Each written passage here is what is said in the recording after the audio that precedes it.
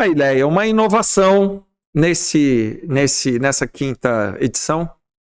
Inclusive, né, eu também vou me desafiar a trazer aqui as dicas do ChatGPT, por que não ele participar junto com a gente? Então, 5 dicas com a inteligência artificial. E isso vai ser muito bacana porque eu vou pôr o áudio conectado com a inteligência artificial e no final ele me dá 5 dicas e eu coloco aqui o quadro. Mas como nós não temos ainda essa adequação dessas 5 dicas, vamos lá, traz uma das dicas aqui para a gente começar a discutir. Primeira dica que eu quero falar é a ideia do consultor como agente de mudança. Ótimo. Então, deixa eu falar e você complementa, porque você deve ter mais conteúdo aí pela dica. Ele como agente de mudança em 2 aspectos. Eu vou colocar aqui que são importantes. O agente de mudança, deflagrador da mudança, é o cara que vem dar o soco no estômago, fala tudo que tem que falar, sem mimimi, para que a empresa tenha contato com a realidade. Então, ele como agente de mudança, ele é o precursor da mudança. E o consultor como agente de mudança, né, o cauteloso, o cuidadoso, aquele que respeita o timing da mudança, é aquele que mantém todo mundo inquieto, mas também não perturba, não irrita, exatamente para poder trazer as mudanças, né, e o crescimento da estrutura a longo prazo. Faz sentido isso? Faz. O que eu penso nessa ideia do agente de mudança é o consultor, na verdade, é até mais forte, é criar na organização o ritmo da mudança, o padrão de mudança. Criar o que a gente chama da cultura da mudança, e não mais mudança da cultura. Porque quando a gente muda porque precisa mudar, nós já estamos mudando tarde demais. Entendeu? Nós já estamos sendo reativos a um input normalmente externo, que nos forçou a mudar. Então, a ideia do agente de mudança é a gente criar o instrumento, e isso, o melhor, vamos dizer assim, a melhor forma desse instrumento estar presente na organização é o papel do consultor, e mais forte o papel do consultor interno, que a gente falou hoje. Então, o papel do consultor interno como agente de mudança, de criar o ritmo de mudança, de não deixar a organização ter picos e vales, porque isso desgasta demais a organização. E isso torna a inovação, a novas formas de fazer as coisas reativo, e nós temos que ser proativo, entendeu? A organização que é proativa, ninguém segura. Ela vai em frente e ela vai achar caminhos, ela vai ser criativa, ela vai aprender com os próprios erros e vai ajustar e vai em frente sempre. Então, esse eu acho que é o grande, assim, a grande sacada do consultor é o agente de mudança criando o ritmo constante de mudança na organização. A tal da tartaruga atleta, entendeu? Muito bom. Que está sempre indo, sempre indo. Muito bom. Sensacional. Vamos lá. Segunda dica. A dica 2 é uma discussão que a gente teve que me chamou muita atenção, que só a minha empresa tem problema, esse problema é só que a minha empresa tem, e assim, a sacada do consultor, que ele percebe que é igual filho, entendeu? Só muda de endereço. Então, existem particularidades na organização, lógico que existem, mas existe muita coisa comum e muita solução num negócio que você consegue aplicar e ajustar para o outro, e que você nunca pensaria em fazer essa ponte, o consultor faz. Então, aí a primeira dica é aquela que valoriza o consultor interno, e a segunda dica é aquela que valoriza o consultor externo, que ele faz conexões e ele quebra paradigmas por causa da visão que ele tem do desenvolvimento que ele faz em diferentes negócios e diferentes indústrias, muitas vezes. Muito bom. A dica que eu complementaria nessa segunda, para reforçar esse conceito que você trouxe, é: dica, dá uma olhada o que a tecnologia traz para você. Porque a tecnologia ela tem uma tendência de automatizar o que pode ser padrão. Então, se tem tecnologia que tem muitos padrões, significa que aquele problema é conhecido por outras empresas. Então, fica uma dica. Navegue pelo mar de tecnologia que você vai começar a ver quantos padrões já não existem implementados em tecnologia e que, portanto, não é uma dor ou um problema somente da sua empresa. E ao entender isso, vamos voltar lá ao Elon Musk, a gente olha para o que é importante. É outra dica, né? Olha para o que é importante. Como é que você sabe o que é importante? Olha para fora, não fica olhando para o teu umbigo. Né? E o consultor mostra, às vezes o consultor só ergue a cabeça do dono, só pede para ele olhar num horizonte um pouco mais longe, porque às vezes ele está olhando para o umbigo e ele está dando importância, por conta desse olhar viciado, para aquilo que não é importante. Então, a hora que a gente fala, opa, isso aqui não é importante, outras empresas têm o mesmo problema, opa, isso aqui você resolve com tecnologia, o teu processo precisa de tecnologia para poder automatizar e melhorar. Ele vai olhar e vai falar, tá, mas e aí, para onde que eu vou olhar agora? Opa, então agora você olha para o que é importante.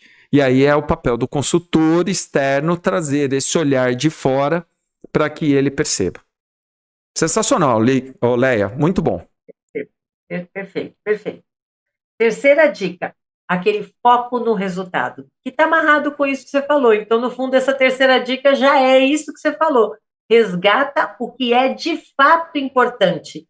Não o que você acha que é importante naquele momento, com aquela visão pontual e interna. Abre o seu olhar para focar no resultado e fazer o que precisa ser feito e não o que dá para fazer. Sensacional essa dica. É uma frase que eu adotei.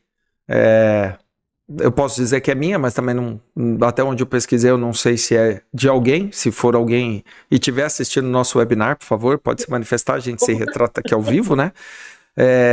E é uma dica importante. Eu somaria ao olhar do melhor resultado. Quando a gente coloca o resultado, a gente fecha. E pode ser que a gente alcance o resultado. Agora, a gente tem que avaliar se o resultado que a gente traçou e que a gente chegou é o resultado que o mercado enxerga, que o negócio precisa. Então, olhe para o melhor resultado. Eu acho muito legal e acredito que complementa aí essa terceira. Vamos lá, quarta dica. A quarta dica, eu colocaria o reforçar as parcerias. É o que fecha essa estrutura toda de consultor interno, consultor externo, organização, como que essas parcerias funcionam para alavancar o melhor de cada um dos elementos. Então, aqui eu lembro muito daquilo que você falou, que quando o consultor externo vem, ele vai falar o que ele precisa falar, ele não conhece a cultura. E aí ele vem, ele se une ao consultor interno que conhece a cultura, e o potencial aqui, 2 mais 2 não vai ser 4, vai ser 6, vai ser 8, vai ser 10 mil, porque vem a visão do consultor externo com o conhecimento da organização como um todo, não de fatias. Porque se a gente olha a liderança conhece fatias da organização, e o consultor interno tem a visão de toda a organização. Então, quando esses dois se juntam na parceria, os resultados são extraordinários, entendeu? Sensacional. Não tem nem o que falar dessa dica aí. Você já falou e já sintetizou. Vamos para a quinta dica. É isso? Só um detalhe dessa questão da parceria. A gente traz sempre a visão do colaborativo. E a gente também pode explorar essa questão da parceria. Eu sei que você está anotando aí, eu acho que pode anotar mais esse como ponto de um tema para um webinar. O que é o colaborativo? A gente precisa explorar essa relação de parceria ganha-ganha. Ganha-ganha financeira, ganha-ganha de tecnologia, ganha-ganha de negócio, ganha-ganha de conhecimento.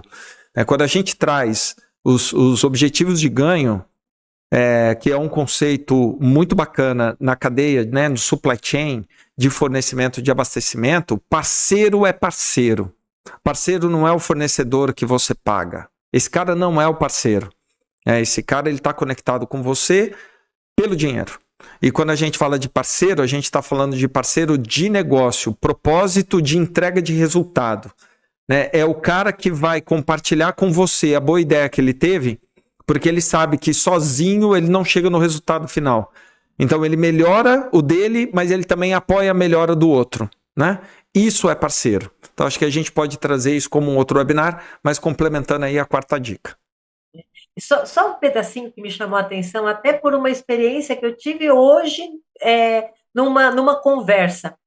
Às vezes a gente não encontra essa parceria dentro da organização. Imagina quando a gente pensa fora. Às vezes os silos organizacionais são tão a cultura, na verdade, a cultura é tão individualista que os silos entre si não têm essa parceria. Então, o que a gente está idealizando é uma parceria, inclusive, com agentes externos. Então, a sua cultura tem que ser uma cultura de parceria implementada e existente dentro da organização. Depois você compartilha essa nota aí, que eu estou com várias telas aqui, eu não estou conseguindo tomar nota, mas isso que você falou, dá um outro webinar também, porque a gente está falando de objetivo e meta, e por que as áreas se fecham em silos, né? Que é um conceito que a gente tinha na década de 90, né? Que quando trouxe aí o ERP, os processos conectados ao ERP, a gente brigava muito para as empresas quebrarem esses feudos, né? Essas ilhas. Mas por que ainda existe? Né? Um dos pontos de percepção é porque as lideranças são cobradas por resultado. A alta performance, por princípio, busca o camarada olhar para o melhor rendimento dele. E aí você traz uma cultura de compartilhar meta, olhando objetivo, trazendo aí a visão do OKR, onde o indivíduo tem que olhar a alta performance com os objetivos que são estabelecidos para ele chegar no resultado, né? São pouquíssimas empresas que chegam nesse nível de excelência, né? Então, assim, é legal a teoria, mas na prática, 98% do mercado brasileiro não alcança essa excelência. Né? E a gente vai olhar para o mercado brasileiro, a esmagadora maioria das empresas são as empresas micro, médias, pequenas empresas, às vezes são grandes empresas, mas de número, as suas estruturas ainda não são gigantescas e ela não consegue estabilizar e estabelecer uma rotina. Então, assim, eu acho que cabe um outro webinar para a gente desmistificar na nossa visão meta e objetivo, para que a gente traga de fato esse papel aí do consultor interno e externo como agentes de mudança de fora para dentro e de dentro para fora, né? Inclusive com as suas áreas conectadas. Leia, quinta dica, que eu acho que a gente já deu dica de montão aqui. A quinta dica, eu junto as duas coisas aqui que a gente falou. Eu junto o nexialista, que você sabe que eu sou super fã dessa palavra, entendeu? Nexialista. Isso. E a cultura de inquietação. A tartaruga atleta, tá. Entendeu? Tá. Então, tá. O tempo todo estar inquieto, sabendo que nós podemos ser melhor. E, ao mesmo tempo, enxergar esse melhor com o nexo de tudo que está acontecendo no ecossistema organizacional. Então, é uma tartaruga atleta de olhar amplo, que ela olha para tudo, ela faz as conexões importantes dentro da organização, mas ela busca, ela está inquieta, ela é constantemente inquieta, buscando a mudança contínua, sempre o ritmo da batida do tambor. E quando você fala do nexialista, que também pode ser um outro webinar para a gente se aprofundar, mas o insight aqui às vezes, o sentido das coisas ou para as coisas com o objetivo final do resultado. Então, é aquele que tem os insights para colocar as coisas certas no lugar certo. É aquele jeitinho que tem um valor e um aconchego e um acalento. É aquilo que todo mundo está quebrando a cabeça, alguém chega lá e põe a peça no lugar e o resultado sai. Isso agrega muito valor. E tem o nexialista que também traz a visão de valor e de nexo e de sentido para cada um, para cada indivíduo. Que também é uma dificuldade das pessoas entenderem qual é o papel e o valor delas no processo. O nexialista, ele traz o sentido e a conexão para essa pessoa, para esse indivíduo, né? Então, ele tem os dois papéis, né? O papel na cadeia como um todo, mas ele também tem o papel de trazer o nexo individual, o contexto para aquela pessoa. Que para quem está querendo mudar, como você disse, as coisas precisam fazer sentido, porque senão as pessoas não mudam, elas engolem, né? E aí elas não mudam, né? Elas não são resilientes. Por quê? Porque elas querem fazer a defesa dela. Por quê? Porque não faz sentido para elas, né? E o sentido, o lógico, tem a ver com processo. Processo é a cadeia lógica de valor. Esse é o processo. Leia, finalizamos o nosso webinar. Estamos no limite do horário, né? Nessa temporada vamos tentar fazer o webinar dentro desse timing aí de 1 hora. Mas foi sensacional como primeira edição. Para mim, nesse novo modelo, eu acho que funcionou muito bem. Acho que a gente vai ter muito conteúdo para explorar. Te convido mais vezes para você participar, é óbvio, né? A gente sempre tem a honra da tua presença, é sempre enriquecedor com visões complementares ou até mesmo visões que a gente nunca teve.